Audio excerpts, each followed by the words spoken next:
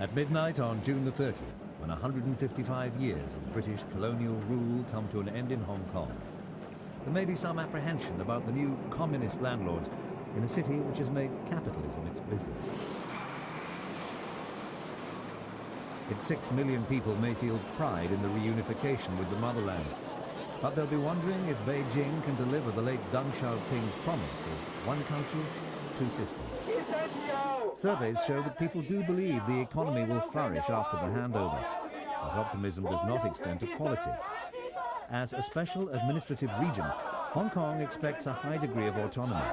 Any action seen as an attempt to curb freedoms has prompted opposition in recent years. Yet, time and again, its new chief has insisted he'll make sure Hong Kong's ways are preserved.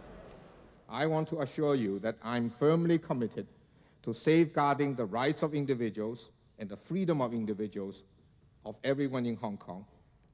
Those freedom and rights we currently enjoy. But is Beijing as committed as Mr. Tung? Since 1989, Hong Kong residents have made their strongest show of support for basic rights by commemorating what they call the Tiananmen Square massacre. 55,000 people attended this year's vigil. Many doubt that such gatherings will be permitted in years to come. True, the basic law, Hong Kong's mini-constitution agreed jointly by its old and new masters, guarantees freedom of association, of assembly, and of demonstration. The people of Hong Kong want those freedoms. Nothing less will do. Martin Lee is head of Hong Kong's Democratic Party and a member of the outgoing elected administration. He has strong reservations about the future. We were promised that China would adopt a hands-off policy on Hong Kong. But today, China's policy on Hong Kong can be summarized in one word: control. In September 1995, in Hong Kong's most representative elections to date, Lee and the Democrats had been elected to the Legislative Council LegCo with 70% of the vote. But in the same month, Beijing announced it would replace the elected LegCo with a provisional Legislative Council. Its 60 members were selected a year later by a 400-strong hand-picked committee. They've been legislating from mainland Shenzhen prior to the handover.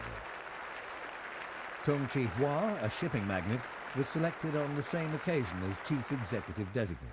It's a great day, and I emphasize again, it's a great day for Hong Kong that 60 very widely representative of the community has been picked to become members of the provisional LegCo. Not everyone shared Tung's optimism. Pro-democracy activists accused Beijing of meddling in Hong Kong's affairs in contravention of the 1984 Sino-British Declaration on the future of the territory. Reality is Chris that Patten, over the a last million of a long people in Hong succession Kong of voted for British-appointed the governors, Legislative was Council. no less And up condemnatory. over the border now, 400 people, 400, in a bizarre farce, are voting for a so-called provisional legislature. That's the reality. Over a million in Hong Kong voting for a decent legislative council, and 400 voting for one another in this bizarre scene in Shenzhen. But despite the tensions, both sides were still busy putting the final details into place. Soldiers of China's 42nd Army Group were thoroughly briefed for their new assignment. Can you show me your identity card?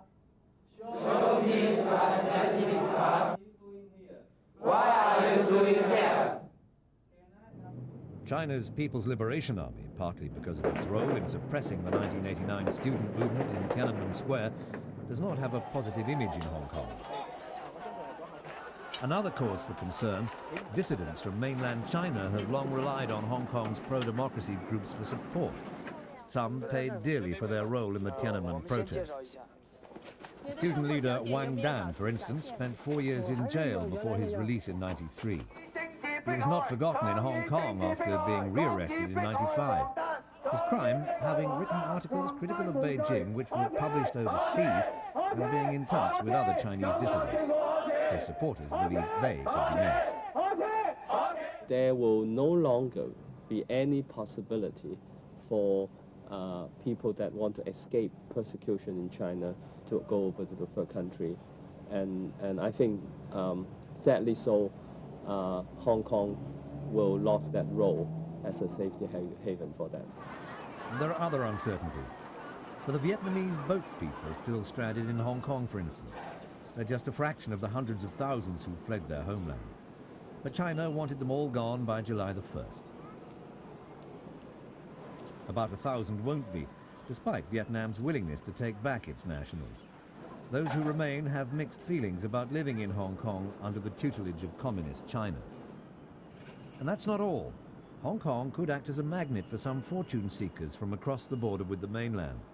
As it reverts to China, there may be an influx of immigrants from Shenzhen and beyond.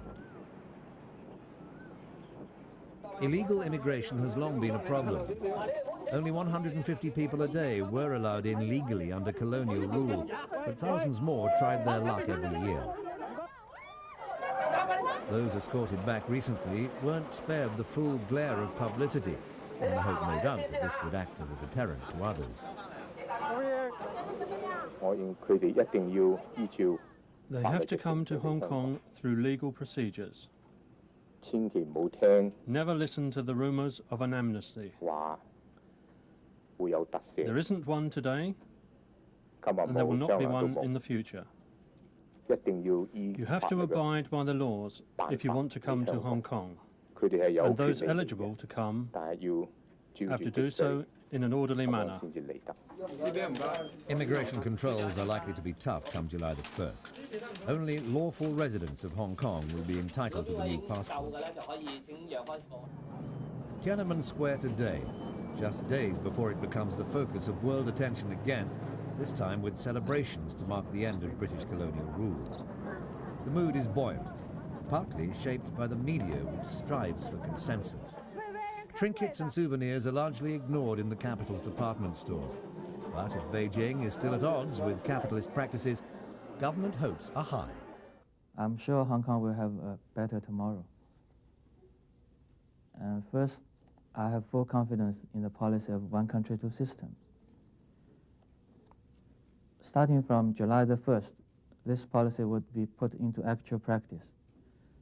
But if we look at the past 13 years or so, ever since the joint statement was signed between China and Britain, Hong Kong's success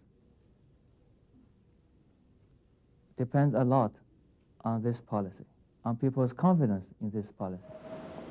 And on the eve of the handover, there are those who believe Hong Kong will speed up the integration of two different economies and establish itself as China's very own financial center.